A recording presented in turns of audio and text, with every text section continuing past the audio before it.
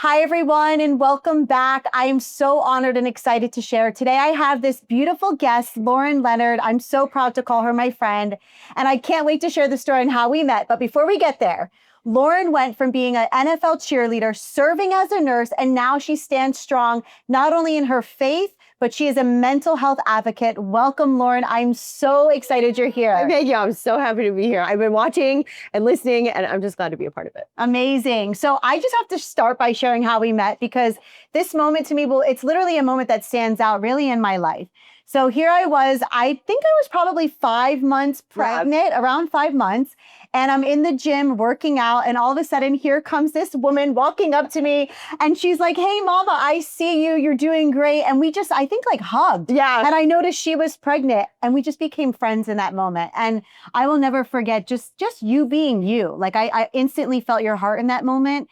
And it always stood out to me. I think today, especially as women, like to just cheer for each other, right? How important that is. So, well, and you have to know, she was killing it in the gym, like up until the very end. And so just seeing that and seeing how strong you are, and not just physically, but your presence. Like you have such a strong, beautiful, amazing presence about you. And like when you were pregnant, it just radiated. And so she's walking through the gym, just like a total bad girl, like I got this. And I was like, I have got to tell her, because props. Thank you. Thank you. So needless to say, we both have a child that I think they're like 1 or 2 weeks apart, which is pretty amazing. Yep. So I wanted Lauren to join us today because she has so much insight, so much experience, and most importantly, her heart. I think you have one of the biggest hearts I've ever met. So I want to talk about you and really what inspired you to land to where you are today, being a mental health advocate, and what struggles did you have to overcome to get here? Yeah. So just start. Okay, I'll give you the whole rundown. So it starts back in high school. In high school, I had a great group of girlfriends, but I was really kind of always on the outside. I was on the outside of this group of girlfriends, mostly because of sports. They all did in-school sports. They were involved with a bunch of stuff through school. And I was always kind of on the outside because I was a dancer. I didn't do any school sports, didn't do any of that. So I had this plan when I went to college that I was going to go to the college that they all were going to. I was going to still be on the dance team, but I was going to like do sorority life with them. And so this was going to kind of be my ticket in. God just had drastic other plans for me. I got cut from the dance team. I got denied from nursing school 3 times, and I ended up getting deferred from that school. And so it was like every blow that I could have had that just crushed my plan happened. And I just remember being so mad at God, and I was like, this isn't how it was supposed to go. So I ended up at a college that I didn't want to be at. I was pre-nursing, but I just, at that point, was just kind of burnt out from all of it. I was just in a really low place. And I remember this idea of wanting to belong so bad that had already gotten crushed previously by the rejection, that I said, I'm just going to do whatever I can to get that yes, to get that acceptance, to get that invitation, to get that. So anything that people asked me to do, I said yes to. And whether it was a party, whether it was drinking on a Tuesday afternoon when I should have been studying, when it was, no matter what it was, I remember just saying yes over and over and over again, hoping that it was going to fill that void and hoping that I was going to feel enough of myself that I belonged somewhere. And spoiler alert, it doesn't work. Okay. Spoiler alert, trying to be a people pleaser and all of that, it doesn't work. Does not work. It just led me to a lower and lower and lower place. And I remember, I'll never forget that college room that I lived in, and what a dungeon that felt like.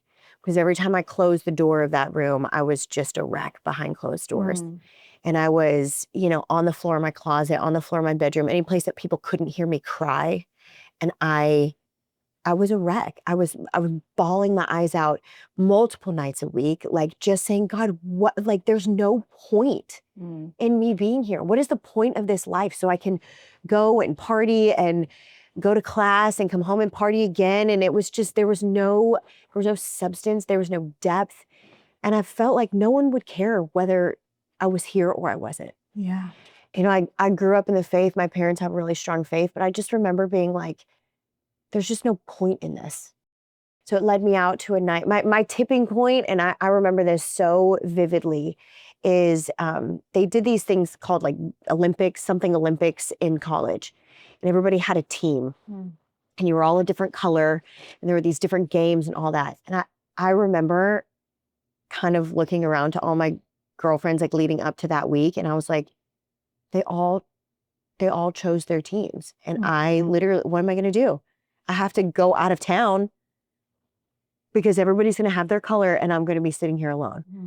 And that was just the most vivid reminder of like, you are on the outside and you've been trying to say yes and you've been trying to people please, but ultimately like, you're alone. Different. You're alone. Right. And so one night led me out to, I drove out to the beach on the west side of Michigan. And I remember sitting there and just fighting with God and being like, I don't want to be here anymore. There's no point in me being here. And whether I would have really done it or I didn't, I just wanted the pain to stop. Like I just didn't want to feel that way anymore. And I remember nobody around me would have known. Nobody around me would have had any idea because you put on this smile. You say yes and you put on this smile and you do the hair and do the makeup and make everything look nice on the outside. But on the inside, it was a broken mess. Yeah. And I remember being out there thinking like, I'm done. Like I really got him at the end of my rope. And through what felt like just a lot of back and forth and I left the beach that day saying, I'll give you one shot and that's it. Then I'm taking this into my own hands. I'll give you one more try. And whether that was not a cop out, but like whether it was like, okay, fine, you get one more. But I just remember like, this is it, my last try. And everything changed after that. Wow. I ended up transferring schools. I just really went all in, figuring out what this faith thing was all about. And I transferred schools, moved across the country, and things just took off from there. Amazing. Thank you for sharing that. I'm sure so many people listening can relate to the idea of just feeling empty, not having a roadmap, not even knowing what it means to have a roadmap in life, and really just trying to fill the void, like you said, through all the things that are outside of us. And I know from my own firsthand experience personally, and having worked with so many beautiful humans, at the end of the day, we just want to know we're loved. We want to know we belong. We want to feel seen. We want to feel heard. We want to know that we're important, right? And so what happens is when we lack that feeling, because we don't know how to find it within self, we'll fill it with anything: sex, drugs, food, social media, video games, shopping, relationships. It doesn't matter what it is. We want to fill that void, right? So I'm curious to hear from you. What do you think, like, because it's one thing to say, I know I'm lacking meaning and purpose. That's what it sounds like, right? And I know there's this idea of God, but I'm fighting with God, right? And I know that I could practice faith, but what does that even mean, right? Like, so when you said, okay, God, one more chance, what did that really look like? Like, what was the practical day-to-day experience for you to really integrate what it means to live a life trusting God? Oh, that's such a good question. And especially because where I was, that all seemed a little like hocus pocus. Like maybe. In the world, like geographically where you were? No, or just like where I was mentally and where I was. Again, I had been raised in the faith, and so I knew the story. Okay. But it to be practical and real in my life, that all felt a little hocus pocus to me. And which is one of the reasons, fast forward, one of the reasons that I'm so passionate about talking about this is because if somebody's sitting in that place, it's like, hold on, I was there. Yes. I know this all seems a little like woo-woo if you're looking at it from like a really dark mental health place, but hang on a second and let me show you. And so I remember saying, okay, I'll give this a shot. You know, I don't want to get into all this like weird church stuff, but let me just see. And I began going to church weekly, sat all the way in the back. And I said, I'm just going to sit here and just kind of see how it goes. And I haven't told this part of the story, and I'm not even sure ever like on a podcast or anything, but there was the next week that I went to church. That was when I went to the beach, was kind of in the middle of the week. The end of that week, that Sunday, I went for the first time. And they said something at church. I remember thinking like, is there another person in this whole church that they could be talking to? Because I literally feel like they're talking right to me. Wow. And they passed out these little rocks. And again, I was like, okay, what is this? And they said, I want you to write down on this rock any time that you've had a moment with God that you felt like your life was changed, like any time that you felt you had kind of a pivotal moment. And I'm like, literally, I had a pivotal moment like 3 days ago. Like, what do you mean? And they said that time and how you felt in that moment that you talked to God even for a second, that you decided that you were going to change something, that you were going to, just that moment, I want you to write on the rock a reminder of that. And so I wrote something like night on the beach or something like that on that rock. And I literally still have that rock. Wow. Because it was a reminder that those small moments aren't really the small moments, they're the big moments. So that day-to-day started with just knowing like my small moment with God was enough. It doesn't have to be this like crazy, grand, on a stage in front of everybody moment, but it was just that moment that I said, okay, I'll give this a shot. Yeah. Was enough. So anyways, after that day, I kept my rock with me. I transferred schools and I said, I put myself around people who believe. And that allowed me to just say like, there's something different about this person. I'm not really sure what it is, but there's something different. And then I would meet the next person at the school and the next person at the school. And there was just like a confidence that I couldn't describe. It wasn't a tangible thing, and but it was like a peace that was so noticeable yet so discreet.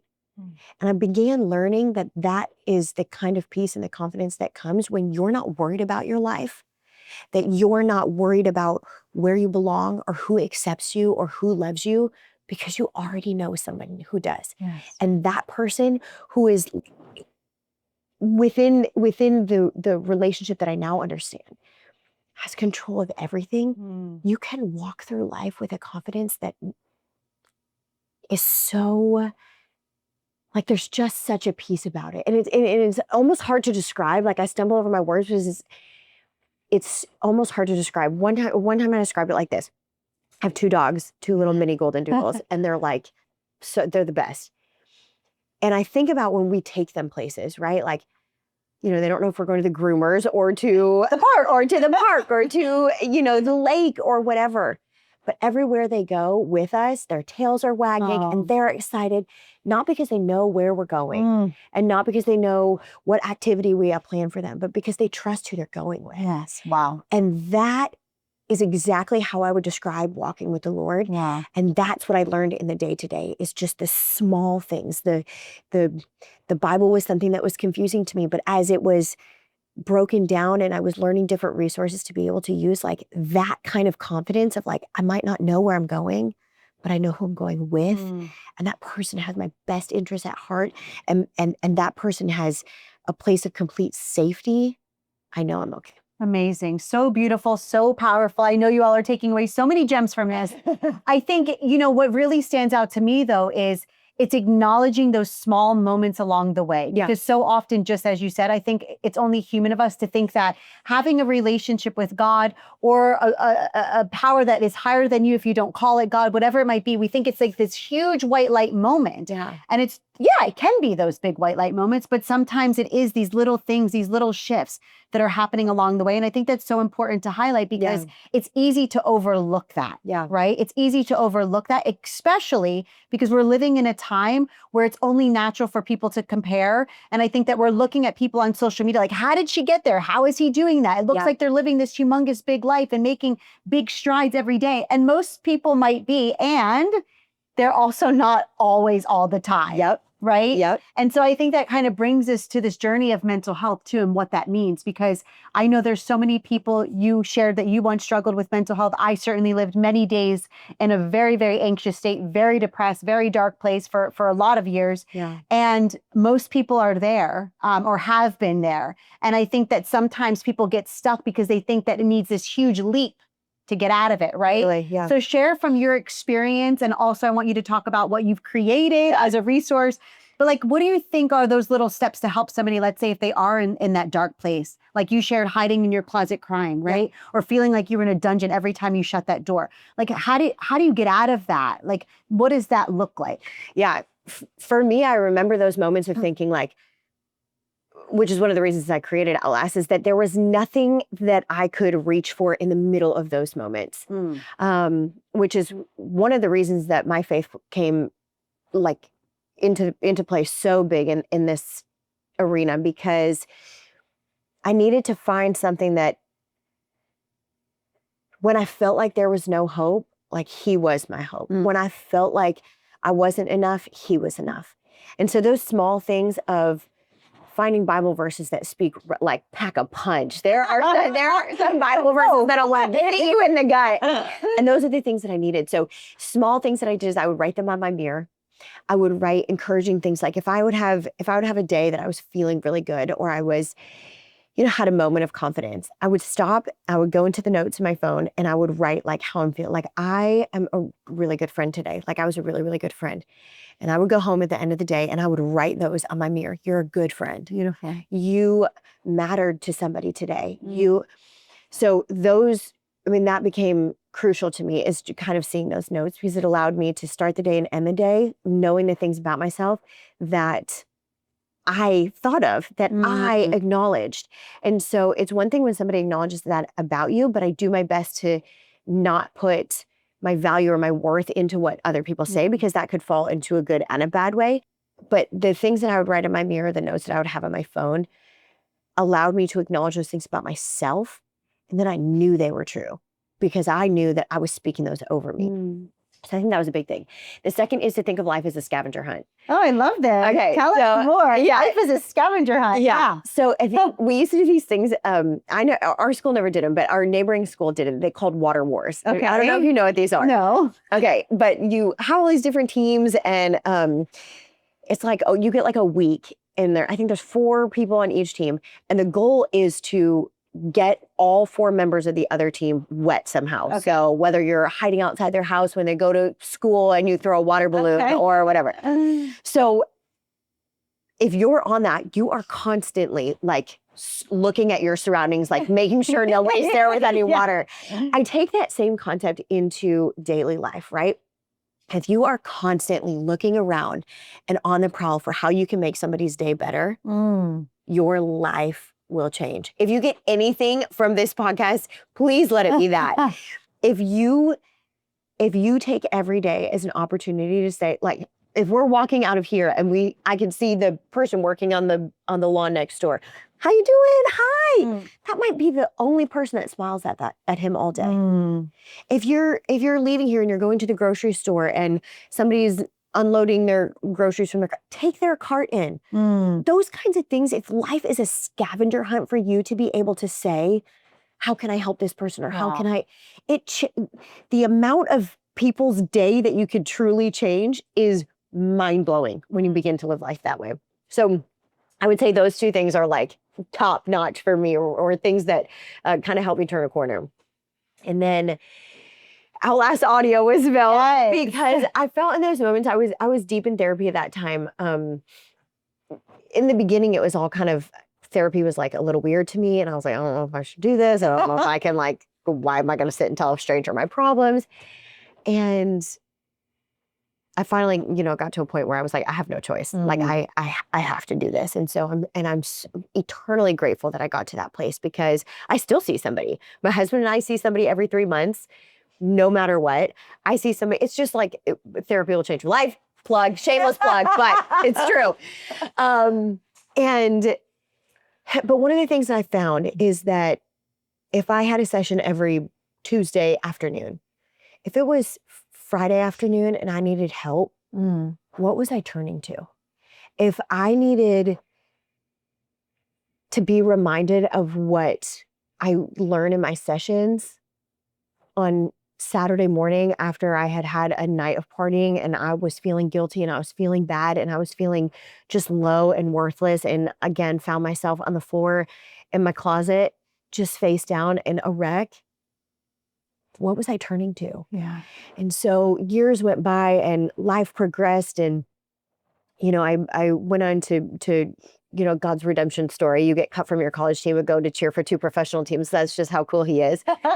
I go on and when I stopped cheering, I remember thinking, I want to go back and help that girl. When when you cheer and you get to a place that people think like, oh, she's got it all together. Like she's fine now and she got it. It's like, it doesn't work that way. And I never wanted to forget that girl that was face down in her closet in her college room thinking like, I don't want life to go on. So after I finished, I remember going back and thinking like, what would have helped me in that? And I said, I need something that can help me in the middle of the moment of need. Not like, sometimes I wasn't brave enough to pick up the phone and call my therapist. Sometimes I didn't have enough courage to reach out to somebody. Sometimes I just needed somebody to meet me right where I was. And that's how Outlast Audio was born. That's amazing. Everybody check out Outlast Audio. Share with them where they can find and learn more about this. Yeah. So we've contracted licensed mental health professionals from across the country. They've created audio mini sessions. All of them are 5 minutes or less. You can go on. There's over 200 recordings. We have 12 different emotions that you can choose from. So really anything that you're experiencing, you can go on, you can click an audio session, and they are full of exercises, breath work, strategies, things that clinically evidence-based, things that can help you and tools that can help you in the middle of your moment of need. So you're not messing with callbacks and emails. And, by the time you figure out a session, you're feeling a little bit better. It's like right in the moment that you need it. So www.outlastaudio.com. You can also find us on Instagram and TikTok.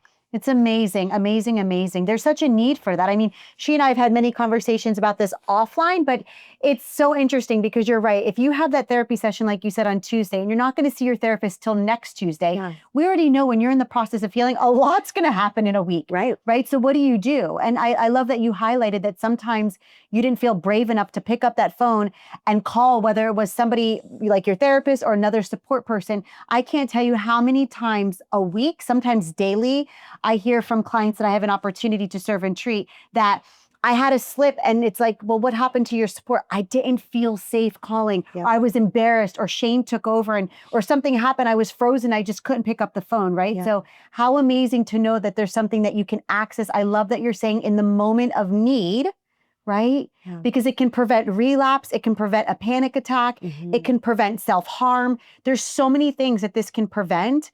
And you have access and no one has to know. Yeah. That's the beauty, right? Yeah. Like nobody has to know. You can reach for help. And I just think it's amazing that you identified a need through your own personal struggles. And now you created something that the world has access to. Thank you. And that's exactly it. We just want to stand in the gap and let people know in those deep, dark moments, you are worth it. Like, yes. And this world is better because you're in it. Like, don't think for a second anything otherwise. Because the world is better because you're here and you're loved and you're cared for. And this is just here to remind you of that. So beautiful. So beautiful.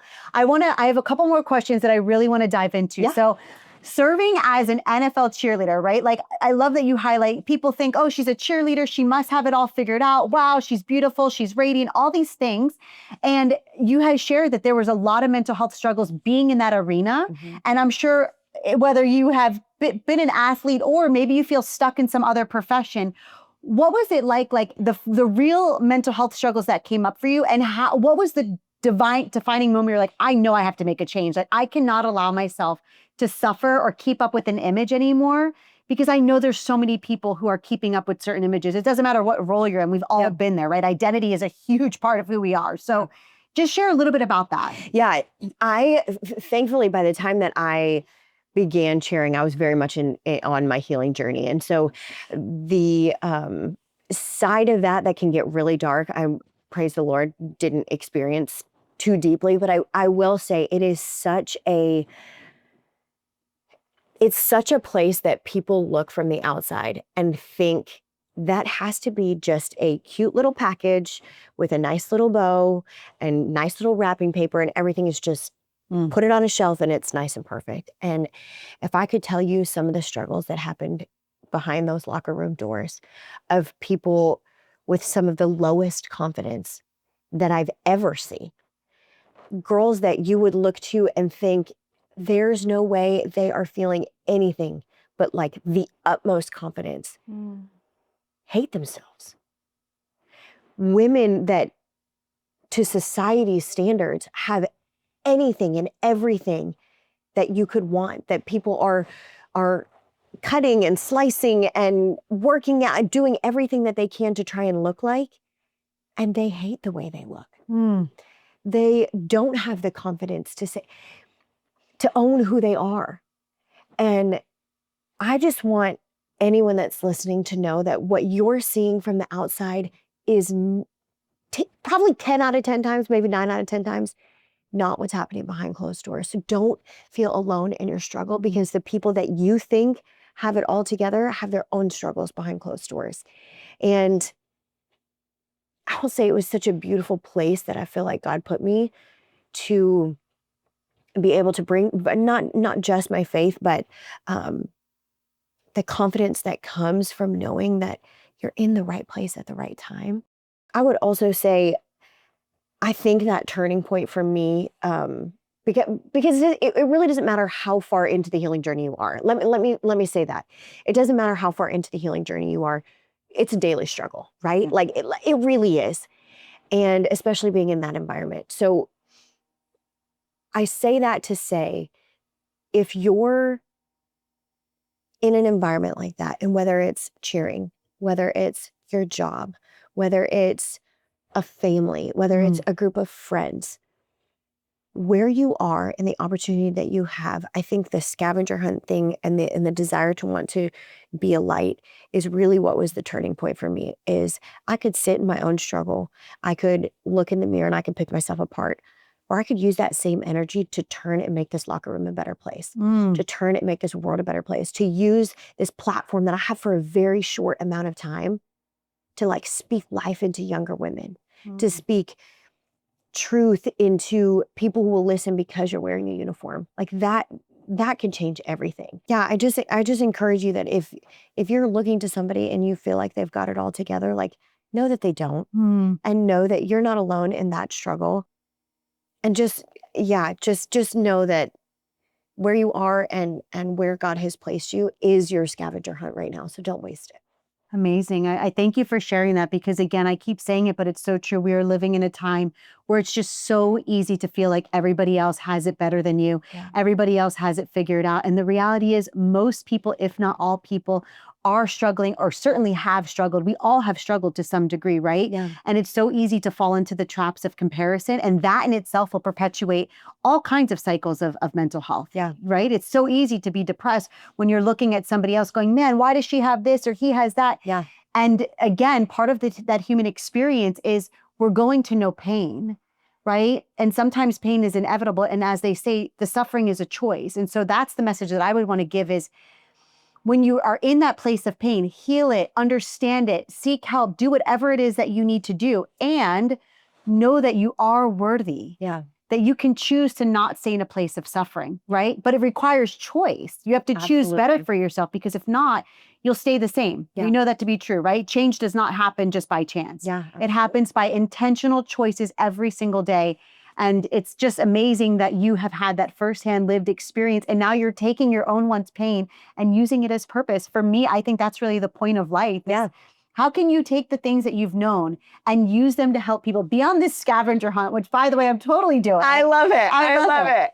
There's, when you think about that, I think that's something that can bring us so much peace in the middle of that pain is you're experiencing it and say, this is going to be my story. This is going to be a launching pad for how I can help people. So I'm experiencing this right now, and this sucks, and this hurts, and there's growing pains, but just wait, because this is going to be the springboard that's going to help a lot of people. So if you're in that pain, like try and think of it that way, because that can be your launching pad. Amazing. And it's true. We know that when we help others, we help ourselves. Yeah. Right? And there's so much power in that kindness and that gratitude. And for me, I'm always super fascinated in the science behind kindness and gratitude. What happens when we pay it forward, right? It's literally like a wildfire. Yeah, I love that. It's so cool. I remember this was years ago, but I had happened to be in a Starbucks line and somebody in front just decided they were going to pay it forward. I'm like, oh my goodness, how amazing. Someone just bought my coffee. Well, what did that inspire me to do? I'm by the person behind. And then I guarantee that person bought the next person, right? And think like what you said moments ago is if you were to leave here and wave to the long guy, maybe that was the only person in his day who said hi. It seems like such a small gesture, but those small gestures literally have the potential to not only change the direction of someone's day, but maybe save someone's life. Really, maybe save someone's life. Yeah. Right? So it's like, I think that there's just so much happening in our worlds. We all have so many routines, so many responsibilities that it's easy to discount the power of kindness, but it really is one of the most powerful energies in the world. Absolutely. It really is. I could not agree more. Oh my goodness. And it's so much easier than we think, right? Like you said, if you're walking into the grocery store and you smile at somebody, how are you? Not like a, hi, how are you? But like, how are you? Yes. Like, how are you really? Yeah, how are you really? I mean, truly, that the idea of that being a scavenger hunt is like, oh, I found a chance. Oh, I found an opportunity. Oh, I can do it here. Oh, I love it. It's so much easier than we think. And really, like you said, can make an impact far greater than we even know. Oh my goodness. It's amazing to have you here. We could probably talk for hours. Oh, we could. There's so many topics I want to dive into with her. Any last things that you would want to share, like major takeaways? You've shared so many takeaways, but I want to give you a moment if you have any last message for those who are tuned in today. Yeah. One of the things I love to talk about is intentional perception. And that is when you see a situation, you have the chance to decide how you're going to perceive that. And I just challenge anybody that's listening today that if a situation comes your way today, when you turn this podcast off, stop for a moment and decide how you're going to perceive that situation. If it's somebody cutting you off on your way to work, you could sit there and you could perceive that as this jerk and now I'm going to be late and all this. Or you can say, I wonder if that person's racing to the hospital to say goodbye to a family member. And you give them a wave and you give them a smile and you let them go. If it's, somebody's cutting you in line at the grocery store or I don't know, a situation that looks bad from the outside, that intentional perception, the ability to be able to perceive things exactly the way you choose to, again, like choice, like you talked about, that would be my biggest encouragement to you because your life will change. You can pair that with the scavenger hunt, and I promise you today will look a whole lot different. Oh my goodness. Amazing, amazing encouragement, amazing advice. And it's true, our perception is our power, right? And I love that you're offering people the opportunity to realize that we have a chance to pause and choose. So here's to using our perception in a way that serves and supports not only us, but the world. And here's to scavenger hunts. Yes. Thank you so much for joining us, Lauren. Before we end, I created a code for you guys. If you go to outlastaudio.com and use the promo code Stephanie, you'll get your first month free. Amazing. Thank you so much. I love you all. Keep choosing what's best for you.